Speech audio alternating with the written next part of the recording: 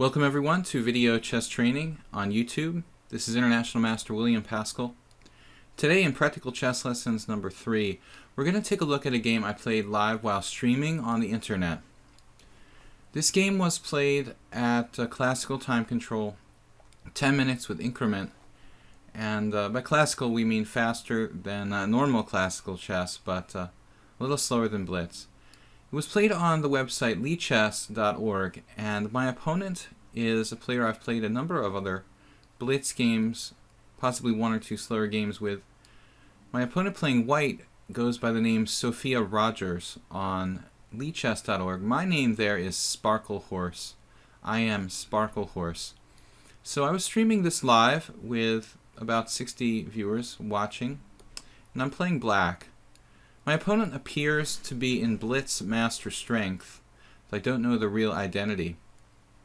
So e4, c5, knight f3, and then knight to c6. White plays bishop b5, the Rosalimo or Nezhmedinov variation. Most people calling it the Rosalimo after Nicholas Rosalimo. This is a line that's very popular, avoiding many variations of the open Sicilian, and I have had a lot of struggles against it. So there's no panacea for black. There are different variations black can play. G6, knight d4 is even playable, not very common. Knight f6, e6 is a main line. I've chosen to learn and play the d6 variation. And I found this move is pretty durable, but it can lead to positions that are quite difficult for black. White has a number of continuations here. Among them, I think, well, d4 transposes to the Moscow variation. Castles is one of the most common. Bishop takes c6, and knight c3, a non-theoretical move. It's kind of playable. Special mention should be made of c3, which I think is a tricky move order that can be very dangerous for black if he doesn't play knight f6 on the fourth move. So after c3, this variation, bishop d7 here, not so good. We have to play knight f6. And after knight f6 it appears that black is okay, but this isn't really a theoretical lecture on the d6 lines of the Rosalimo. Maybe I'll do that at a later time. Just a little heads up there. Be careful about your move order. After castles in the actual game, bishop d7. And here most players who play this line with white almost universally play c3. But in the actual game, my opponent played rook e1. After rook e1, there really aren't a lot of plans for white that don't involve c3. And I think that's why most players choose to play c3 first.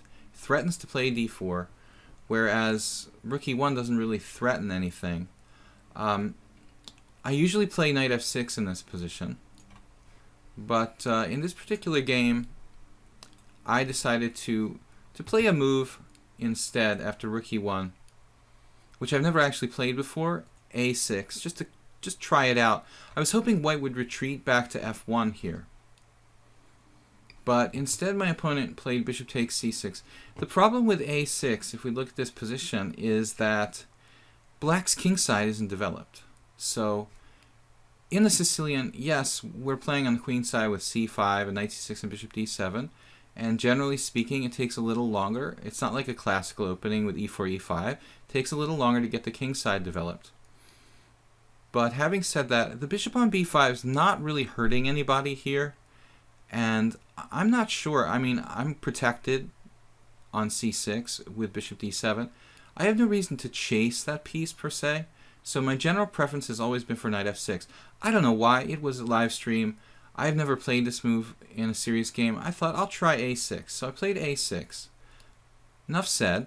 White takes on c6, which is principled because bishop f1 has no real independent significance. And it seems to punish black for, wasting time on the queen side, basically not developing the king side pieces. So my opponent here trying to take advantage of that. And after bishop takes c6, of course, white plays d4. And honestly, I wasn't that concerned because it's not like it's a Grand Prix attack. White has a build-up with f4 and rook on f1 and bishop on c4 attacking my king side. White's pieces don't look that threateningly placed. So I thought, okay, I'll spend the tempo on rook c8 and then complete my development. Everything will be fine.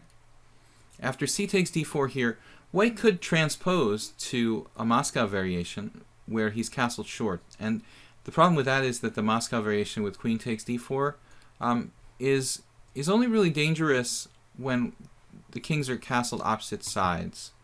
So I think that this is the wrong way for White to go. Knight takes d4. And looking in the database before I prepared for this video, it was apparent this has been played. I mean, the moves are very logical. It's been played in quite a few games, but not a lot of strong players have played this variation, this exact position per se. Hasn't occurred that often. Here Black has a number of moves, and I think they're all about equally playable. I chose to play rook c8, which I stand by. I think it's as good as any of the other two. The problem is that Black might already be in trouble because he is falling behind in development. But it's a solid move, gets the rook in play. The other moves are playable but also lose time. I mean, bishop d7, it also loses time. And, okay, knight f6 doesn't lose time per se. But Black has structural problems here. In knight f6, knight takes c6, pawn takes c6. For example, queen f3. We reach a common situation in these Rosalimos where Black has an inferior pawn structure. And it looks like the pawn on c6 and the possibility of White playing e5 and White's slight advantage in development. I would say White has a slight to clear advantage here. So rook c6 or c8, a little bit more durable move, constructive move.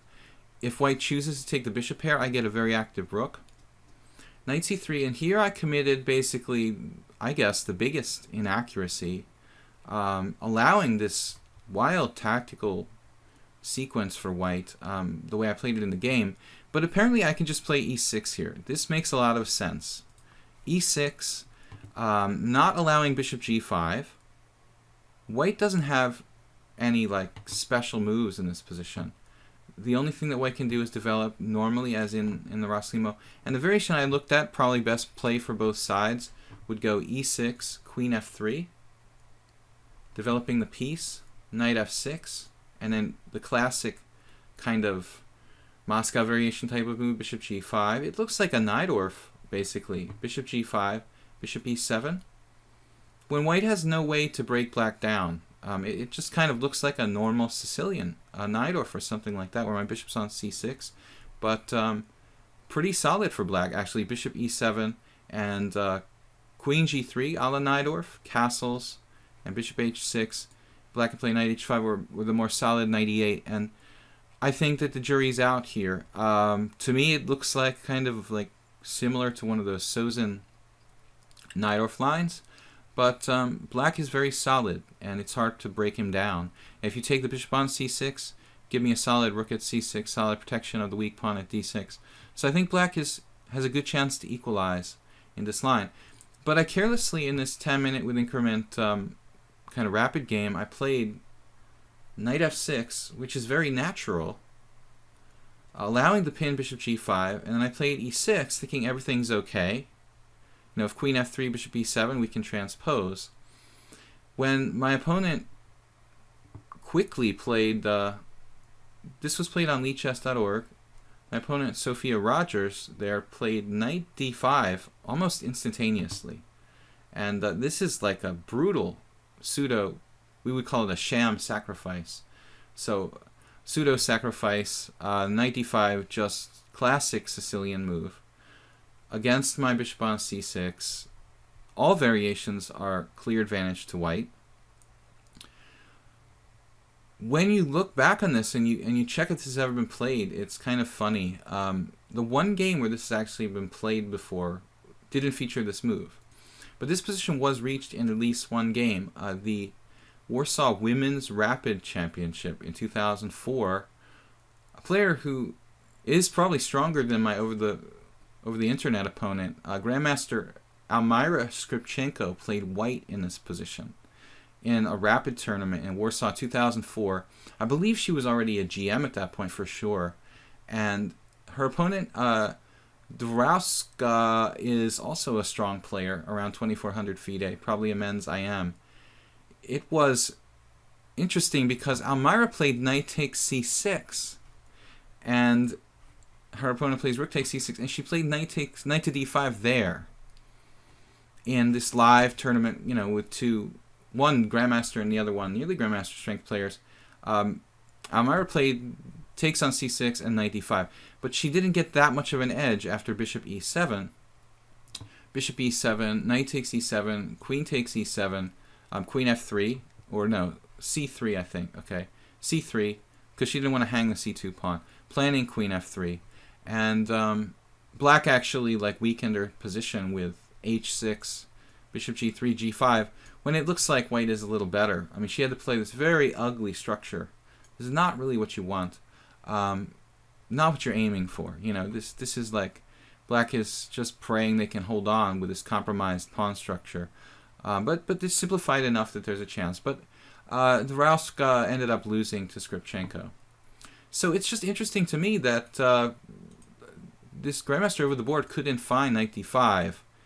But in this random game, at 10-minute plus increment, my opponent found this amazing knight d5 over the board in the initial position, which is just a killer. I mean, it's 10 times stronger here than it is after knight takes c6. Black is basically like lost in this position, virtually lost. I played the only thing you can do. If you take on d5, it's just horrible for black. Takes d5, pawn takes d5, check. Black's position is just, he's gonna lose. I'm gonna lose a piece back. Plus, I'm gonna have my pawn structure smashed, my king trapped in the center. It's just a total disaster. So it's not even conceivable. You do have to stop and think about bishop takes d5. Would be like a second choice. But after bishop takes d5, pawn takes d5, e5, I was able to pretty quickly rule this out. I mean, I can't even really develop very comfortably, and f4 looks like a kind of devastating move. So, I mean, it has to be one of those situations where it's like best case scenario, clear advantage for white. So I thought maybe I can get away here. After knight d5, bishop e7, I said, okay, you get my bishop. It's not the end of the world. I'll be under pressure. I might have to like live without castling or something. But after knight takes e7, I missed the second sacrifice that was prepared here for me. It's possible to play king takes e7, but black has permanent problems here. White doesn't win tactically by force immediately after king takes e7, but obviously my position is gravely compromised. King takes e7, I looked at queen d3, and I guess black develops the queen somewhere, a5, or possibly c7, and or possibly h6 and bishop f4, but bearing down on d6. The problems facing black are long-term here. Safety of the king, inability to communicate with the other pieces, amongst the pieces, coordination. It's clear advantage, basically close to winning advantage for white. But in a vacuum, I mean, it might be almost as good as taking with the queen.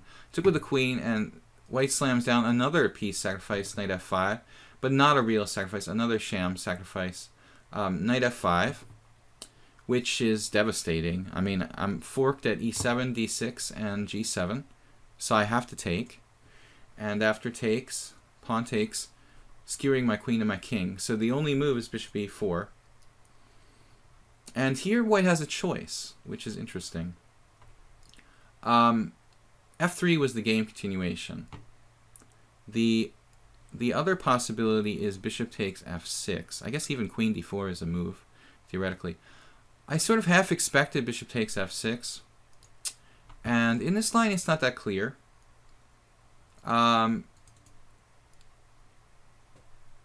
So bishop takes f6. G takes f6. If queen takes f6, rook takes e4.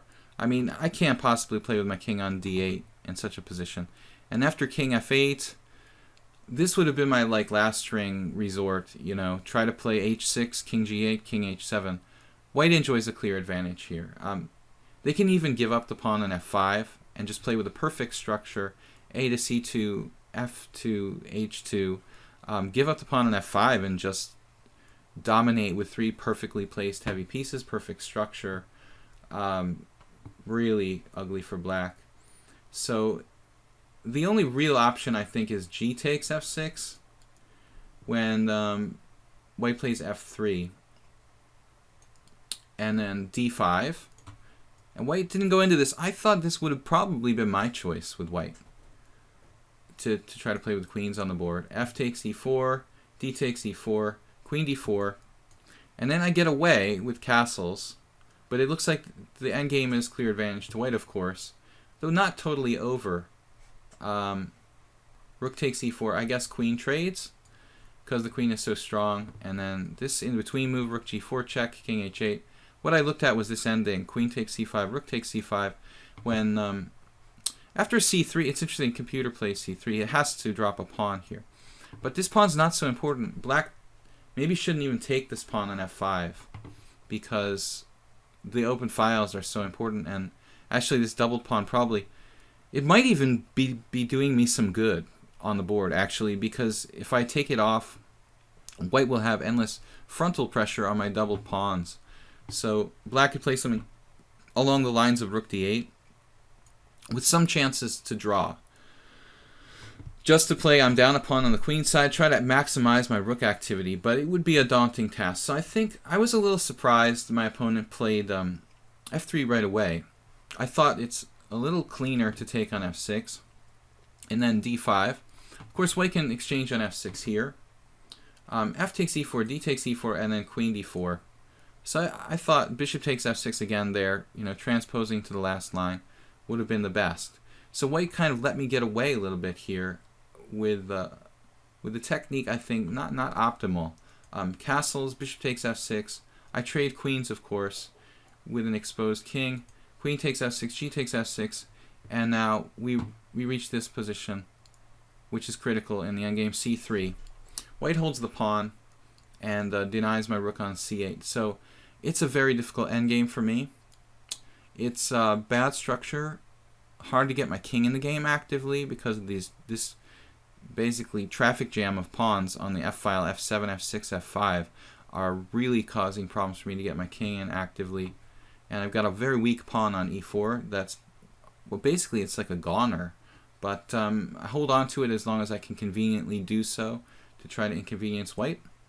So rook on f to e8. Rook d1, best move, taking the open file, and rook c5, trying to get active counterplay against white's weakness on f5. g4, I think both sides played pretty well here. h5, trying to trade off a weak pawn. I have an idea of king g7, king h6, king g5. So h3, pawn takes pawn, and rook b5. The jury's out on this. I don't know whether it's better to play rook a5 or rook b5, trying to loosen up white's pawns. Rook b5, and then rook e2, also best move. Very strong move by white, not tempted into weakening her or his, I'm not sure. You never know who you're playing online. It's an anonymous account, basically. Rook e2, not weakening the structure. It's very strong. Rook a5, and finally inducing a small weakness with a3. And here I didn't know what to do. Perhaps king g7, but I wanted to kind of preempt a rook invasion with rook d7, so I played rook b5. White centralizes the king with king f2, king g7, finally king e3, and then rook e5, and I'm obviously in a very bad way here. I'm not down any material somehow, but my rooks are extremely passive, and I have doubled pawns. I have a weak, vulnerable pawn on e4 that's well blockaded. So white has every hope to try and win this position. And I thought this was a very good move next, rook h2, which ties me down, because if I play actively with a rook on the like c8 or something, you'll see I can't leave a rook on d8 or c8 unprotected. I played here rook b5, and keeping white tied down to the b2. And here white could play rook on d to h1. And now my rook has to remain on e8 because I have to play king f8 and king e7. So I couldn't play something like rook c8, try to be active, or rook d8, try to be active. I really thought that rook h1 was a good move for white, but the text move is not bad either, rook d4. And obviously, just trying to win this pawn. So here, I played rook on b to e5, I think. No, I didn't. I played a5. a5 is fine. I could also defend the pawn, though. This is worth considering. It's passive, but it's playable. I played a5, which I think is okay. Eventually, I want to try to play a5, b5, b4, maybe try to trade off the pawns if I can on the queen side. It's sort of a pipe dream, but white isn't making progress at the moment. White takes this pawn off. Rook takes e4, king takes e4, and rook e5 check. And here I thought white made the worst move of the game.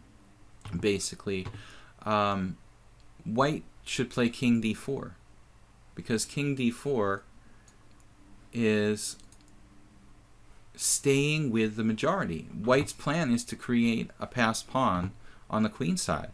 So it makes all the sense in the world for the white king to go with the king side pawns.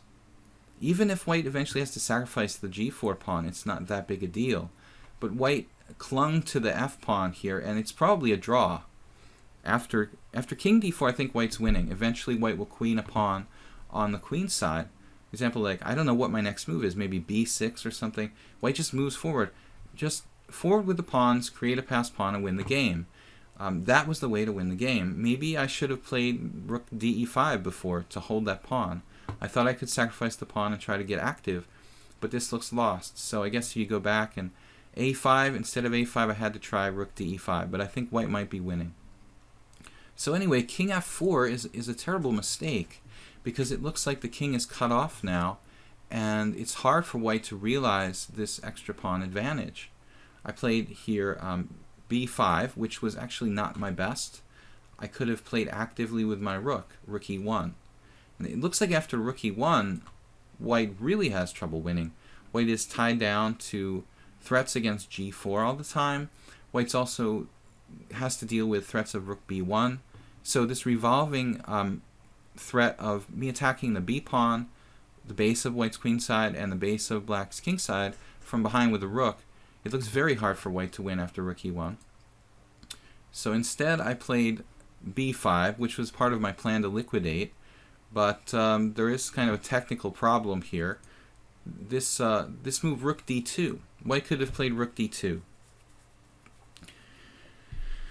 And I think rook d2 basically gives the threat of rook d5. So I don't any longer have rook e1. I don't have time for rook e1. That's the reason why rook d2 is so strong. I think white still has winning chances after rook d2. But instead white played a mistake. Second mistake, king f4 and now g5. When at this point I think I'm probably holding on. This probably is a draw now, because the f5 pawn is a pretty big liability. Rook c5, also rook d5. It's a tough choice for me because rook c5 gives me lateral checks against the king and keeps the rook on the f5 pawn. But again, rook d5 would allow the rook some additional squares front and back down the d file. So I don't know. Generally, I go with like keeping the rook at a distance. You say checking distance or whatever. Keeping the rook at a distance. Rook c5, g takes f6, king takes f6, and rook h6. It looks like white is making progress, but I think the position is a draw. And here I made a natural mistake. Looking at this with the computer engine, it was suggesting king g7 is clearly better. So I played king e7. The problem with king e7 is that I don't have any shelter from this checks that Sophia Rogers gives from the side on my queen side from b6 or a6. So it's intuitive to go toward the center, but I guess I should play king g7. And then after king g7, let's see, king g7, rook b6, and then I must play f6 to cut off the white king and fix the f5 pawn. So I still get checked back to the back rank, king f8, and it's very hard to see indeed how white makes progress in this position. It's really interesting. Clear pawn up with a better king, but it's not easy. I'm not sure white can make progress in this position. Not sure at all. So I think probably this is a draw, actually. The way the pawn formation is, the vulnerability of the f5 pawn. Let me know in the comments below in the YouTube video what you guys think, any particular variation I might want to check out, but I don't see white winning this position. Despite it looking like kind of grim for black, looks hard to win. Even in the way I played it, I'm not sure white is winning. King e7, rook b6, f6, rook e6 check, king f7, rook e4, and now rook d5, kind of correcting my previous mistake. But rook d4, okay, no d file for you, rook c5, rook d7, king e8. We basically get to the same kind of position. I like the king on e8 because it's kind of ready to run over the queen side if the f-pawns get traded at some point. Rook b7, rook c4 check, king e3, rook c5.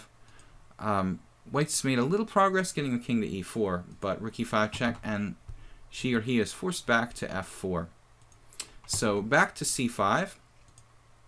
And one last attempt for white to win here was a 10-minute game with increment. So basically a rapid chess game. One last try, king g4. And I was getting low on the clock. So maybe that's why I blundered here. But in this position I played king f8. Not the best move. Better to play like a waiting move with a rook along the 5th rank. Again, like rook d5. Because when white comes in with king g6, my king's going to be closer to the queen side where it needs to run anyway when the f-pawns are liquidated, which is kind of white's only way to try to make progress. Rook d5 is better. Still, king f8 is probably okay. King h5, rook takes f5 check, king g6.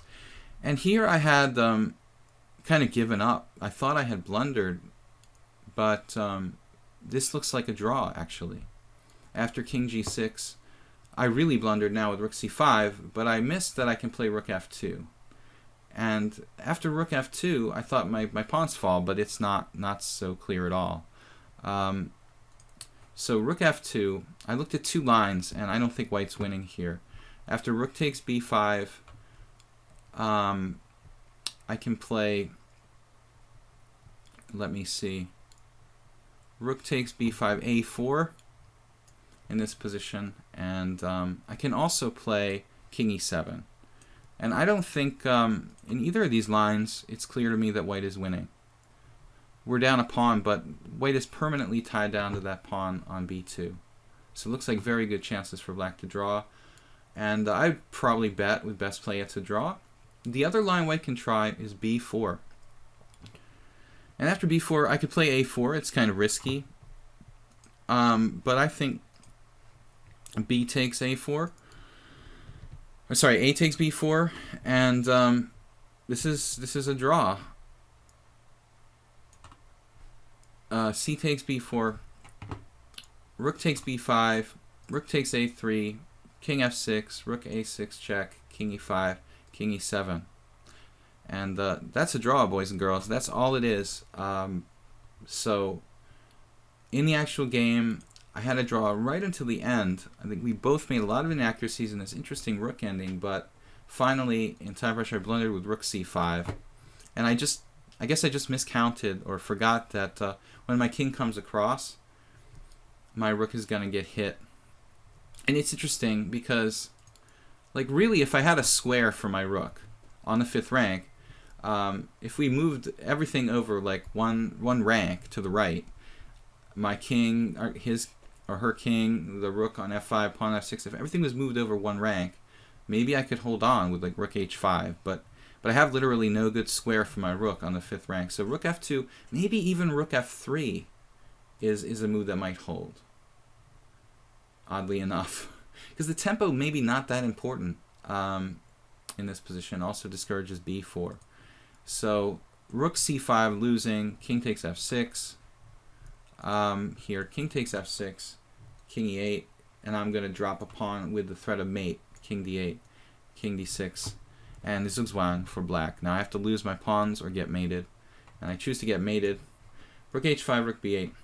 So that's it. That's from leechess.org. I played, while live streaming this game, against the Master Strength Blitz player Sophia Rogers. We don't know their actual identity, but I think it's quite a strong player. Coming up with a crushing theoretical improvement over Almira Skripchenko's game in the Warsaw Women Rapid 2004 against Dabrowska, where Skripchenko just settled for a very small advantage.